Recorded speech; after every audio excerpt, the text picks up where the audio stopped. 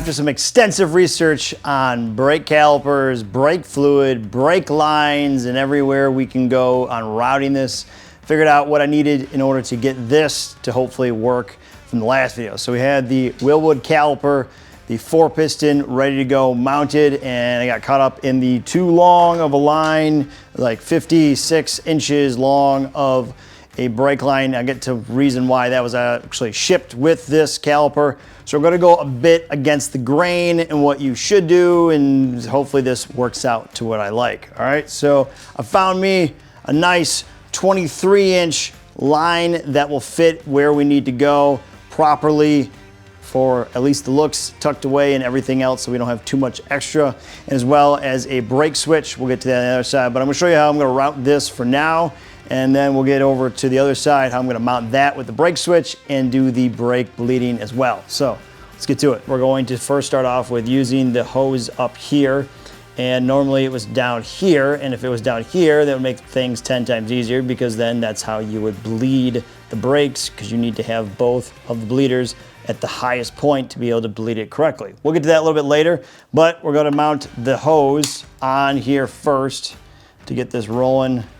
And on these ones, you don't want to use any sealant. Want to make sure with their whole formula on this that you didn't need to use any sealants of any type, but everything is they have in here is mechanically tight when you have it on there. So we'll just get it nice and snugged. Hopefully we don't have any air gaps going on there. There we go. Okay, so the way I've looked around here is trying to find every hole or any way we can get this to where we aren't in the way of the swing arm, we're not at any pinch points, we're not at any heat points, and I found that if I mount it right through the other side, the way that we have the caliper, we'll be able to tuck this how I need to without having any major kinks. So we're gonna throw this through here.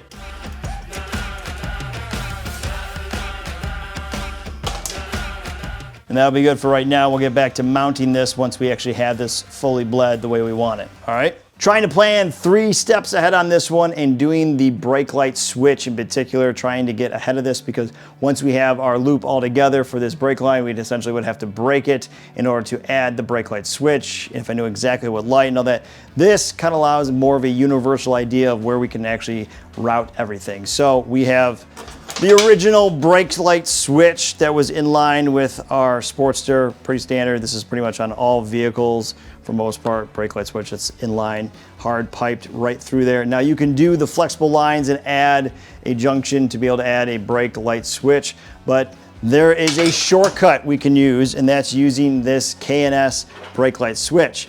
Essentially, this is gonna go into the master, then our new fitting, banjo, bam, we should be able to get going there. So this pocket hole is where our brake line's coming out of. Yes, the chain is obviously very close, but not as close as you think it is, probably about almost 1.5 to 2 inches away from it. And movement wise, we are good to go. So we're gonna try to get it as far up into this corner as possible.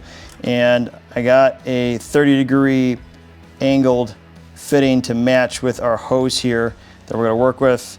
And of course, a new brake light switch. And we're gonna throw some thread sealant on here just to make sure we are good as gold here on locking this up.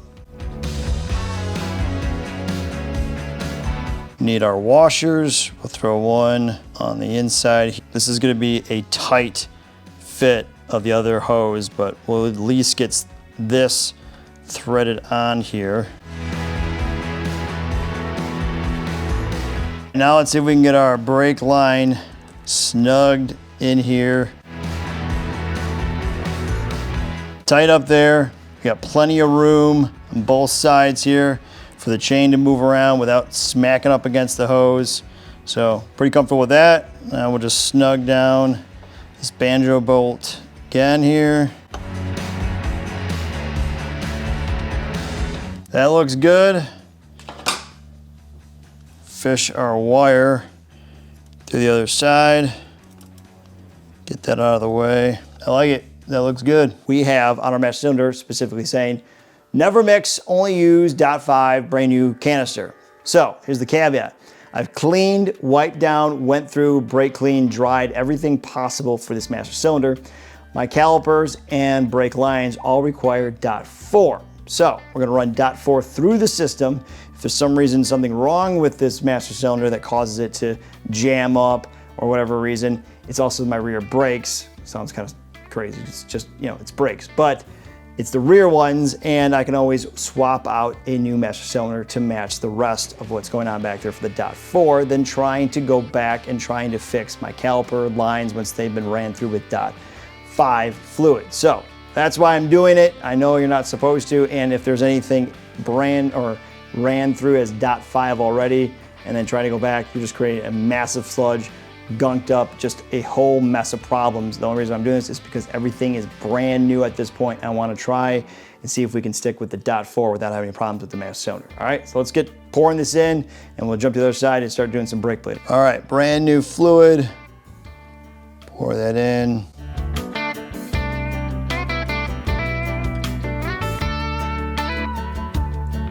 Bleeding the brakes, supposed to have both ports up facing with essentially wherever we did the fluid, down below on either port or on the side. Essentially anywhere you would bleed the brakes, you want to have where you had the fluid below that, so that when you add the fluid, you essentially are pushing the air out, and then you can have a seal system.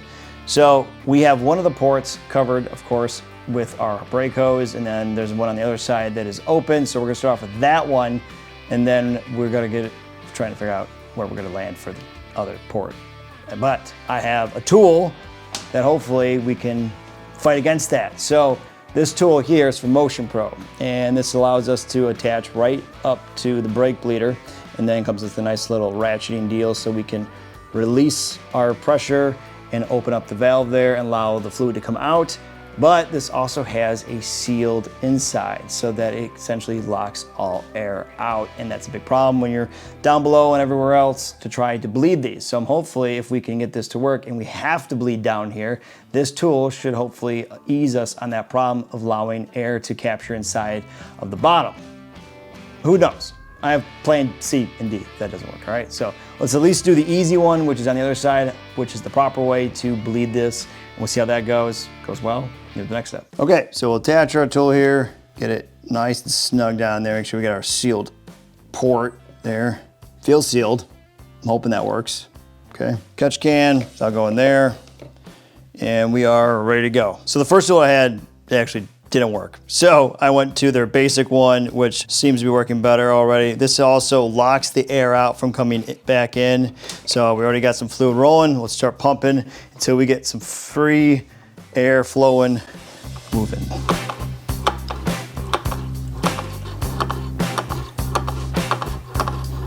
So the second Motion Pro tool worked out beautifully. It locked out all the air for it to come back in. Gives you like a solid tube right here. We got one air bubble I'm trying to still push out. I'll finish that up, but generally it's right there. And you saw all the air kind of pushing its way through, locking it out. So now that we have a solid hydraulic line there, you can see it's nice and ready to go. Now we're gonna do what you're not supposed to do, which is bleed this from the bottom. So we did the top, right, now we're down to the bottom, which would have been up here to the top left, whichever left, the opposite side, I guess. And we'll start pumping away and see what it does.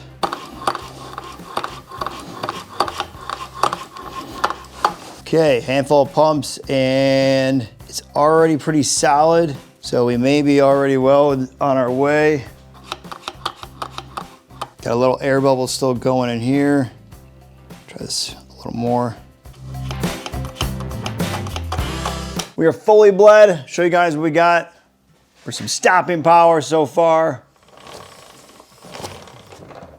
Bam! Wilwood 4-piston stopping power. Stoked. Worked out well. Just gotta figure out how I'm gonna tuck this up. I think I'm gonna get some kind of clamp, better than what I got right now, and do it. I think that's still gonna be the way. Not too sure about doing zip ties on that side, so I'm gonna find some fancy clamp to make it look good. But other than that, brake is complete. And Motion Pro, I realized that you can actually get different sizes for that first tool. So my fault on that one. I should have got the right one for the bleeder size, and the other one worked out perfect. So if you're interested in doing one of those, fairly inexpensive. It's like $9 for the other one, and worth the sight of seeing that hose being fully filled and making sure that you have a solid, fully brake line going. So That about for me in this one, guys. I'll greatly appreciate if you could hit that subscribe button, tap that like, press that notification, leave a comment below and tell me what you think. And for those who are subscribed, thank you as always. Stay free. I'll catch you guys later. Peace.